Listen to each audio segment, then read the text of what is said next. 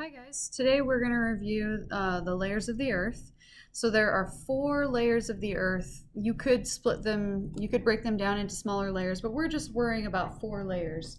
So starting from the middle, we have the inner core, the outer core, the mantle, and the crust. The crust is where we live. It's the outside of the earth that's made of dirt and rocks and stuff.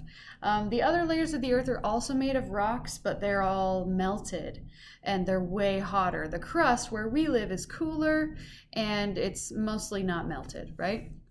The different layers of the earth have different densities because what happened was at the beginning when the earth was forming, there were all these particles, all this melted stuff just floating around in space. And because everything with mass has gravity, these different bits of melted stuff started to kind of pull together because their gravity attracted them to each other. And then it got more massive and started attracting more things until eventually a lot of it was attracted together into the earth. And it was still all melted and really hot. But over time, the outside of it cooled. The inside is still melted and hot though.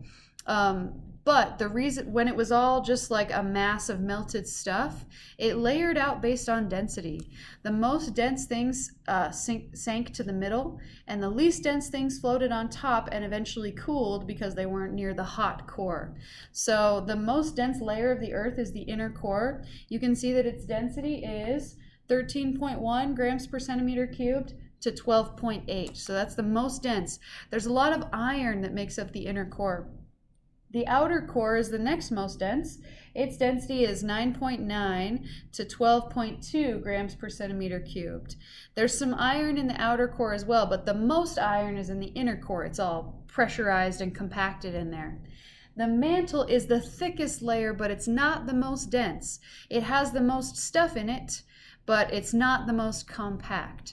The mantle's density is 3.4 to 5.6 grams per centimeter cubed. And then the crust is the thinnest layer and it's also the least dense. Its density is 2.2 to 2.9 grams per centimeter cubed.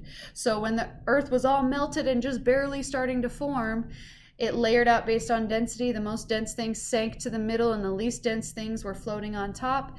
And then the crust was able to cool. So there's a couple things that change as you get closer to the inner core. So as you get closer to the inner core, the temperature gets hotter, so temperature increases, density increases because the inner core is the most dense, and pressure also increases. In fact, the inner core is a solid because there's so much pressure compressing it and making it a solid. But it's so hot that if we released that pressure, the inner core would be a liquid. It would be melted iron and rock and stuff.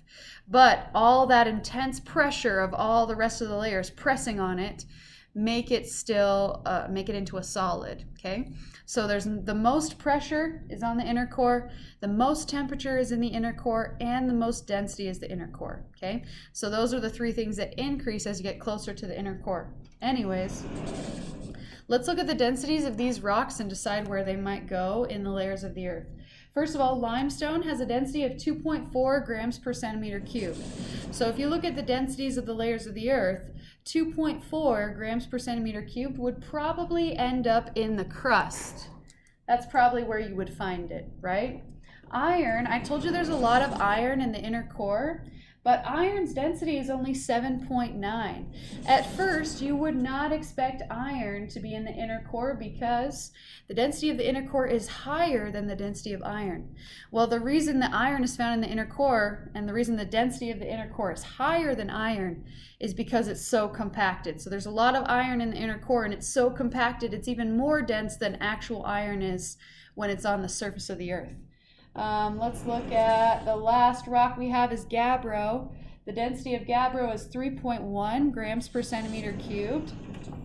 So you might guess that gabbro would be found either in the crust or in the mantle probably, right? Because that's about where its density would fit.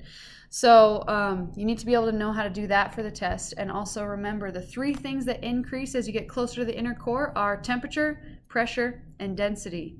And these are the layers of the earth again: the crust, mantle, outer core, and inner core.